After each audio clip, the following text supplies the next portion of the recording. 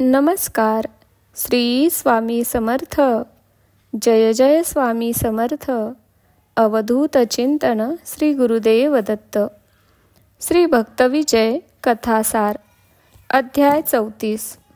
संत सेना महाराज. यवन राजाला श्रीकृष्णांचे दर्शन. श्री गणेशाय नमः. सेना नावाचे एक थोर भगवंत भक्त होते. त्यांच्या घरी चतुर्भुज विष्णूंची अत्यंत तेजस्वी मूर्ती होती. ते नित्य प्रभाती तिची मनपूर्वक पूजा करायचे आणि मगच आपल्या उद्योगधंद्याला लागायचे.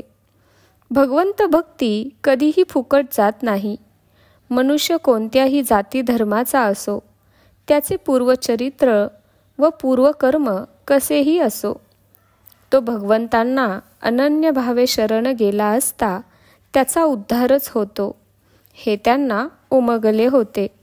आणि म्हणूनच नापित समाजात जन्म घेतलेला असूनही ते भक्तिपरायण होते. ते एका यवन राजाची चाकरी करीत असत. एके दिवशी सकाळी देवपूजेला बसलेले असताना त्या राजाचा दूत त्यांच्या द्वारी आला व म्हणाला, सेना घरात आहेत काय?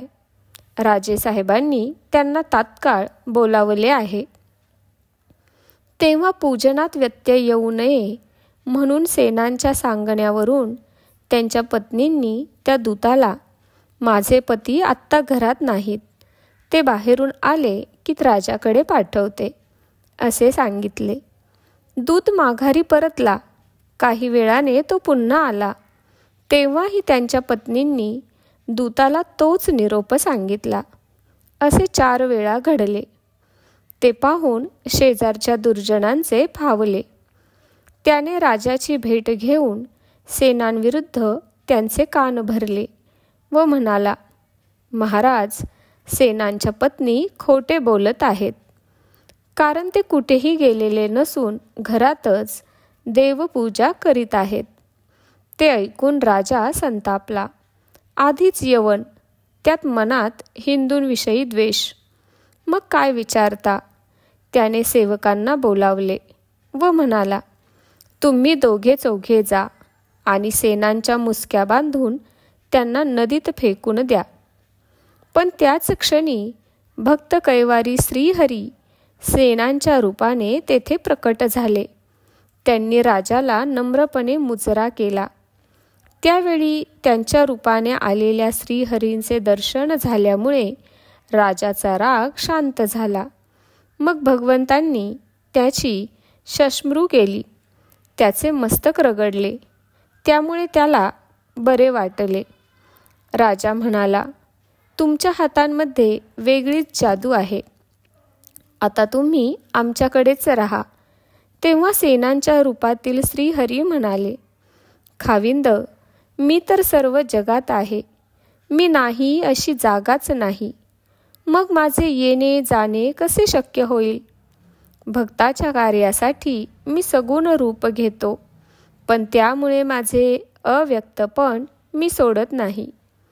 परंतु हे त्यांचे बोलणे राजाच्या डोक्यावरून गेले. त्याला काही कळलेच नाही.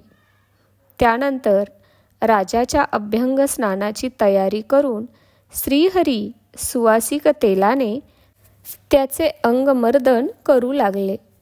तेव्हा चौरंगावर बसलेल्या राजाला खाली ठेवलेल्या सुवासिक तेलाच्या रत्नजडित पात्रात सेनांचे प्रतिबिंब न दिसता चतुर्भुज नारायणांचे पितांबर मुकुटधारी असे दिव्य रूप दिसले. त्याने चमकून वर पाहिले तर सेना आपले काम करीत होते. राजाने पुन्हा नीट निरखून पाहिले तर तेथे श्रीकृष्ण. पुन्हा वर पाहिले तर सेना. त्यावेळी भगवंताच्या त्या दिव्य रूपावर तो राजा इतका मोहित झाला की त्याला देहभानच उरले नाही. तेथे अंगमर्दन पुरे असे कोण म्हणणार? शेवटी दुसऱ्या प्रहरास सेवकांनी त्याला सावध केले आणि स्नानासाठी नेले. तेव्हा तो राजा म्हणाला, सेना, तुम्ही येथेच थांबा. घरी गेलात तर मी प्राण देईन. त्यावर श्रीहरी म्हणाले, राजा, तू मला हृदयात कोंडून ठेवू नकोस. आता मी जातो आणि लवकर परत येतो.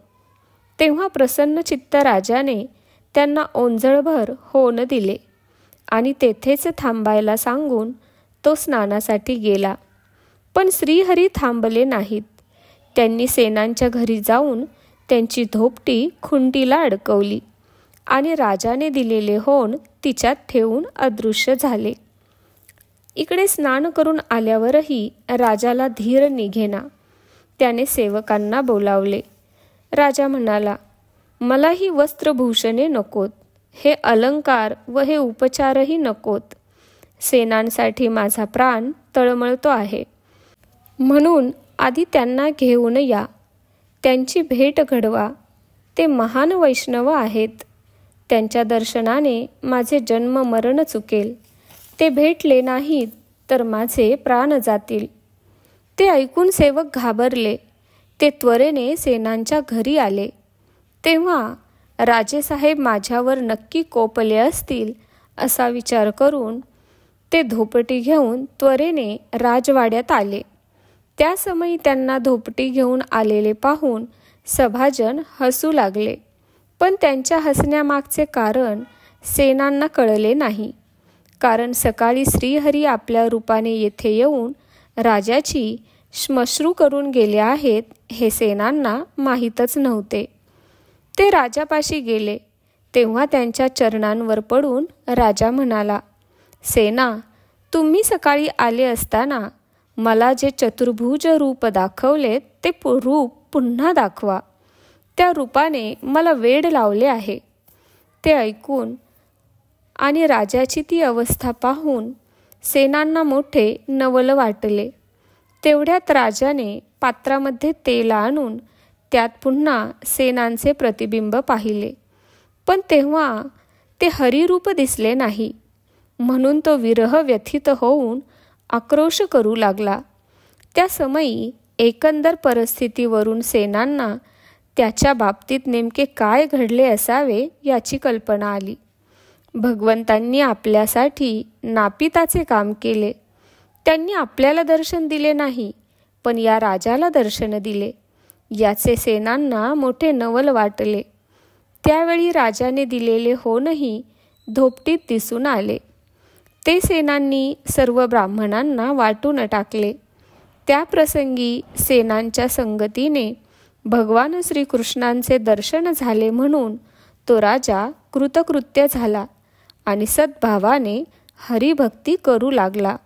त्यामुळे सेनांनाही परमसंतोष वाटला. अध्याय 34 समाप्त. श्री स्वामी समर्थ. जय जय स्वामी समर्थ. अवधूत चिंतन श्री गुरुदेव दत्त. धन्यवाद.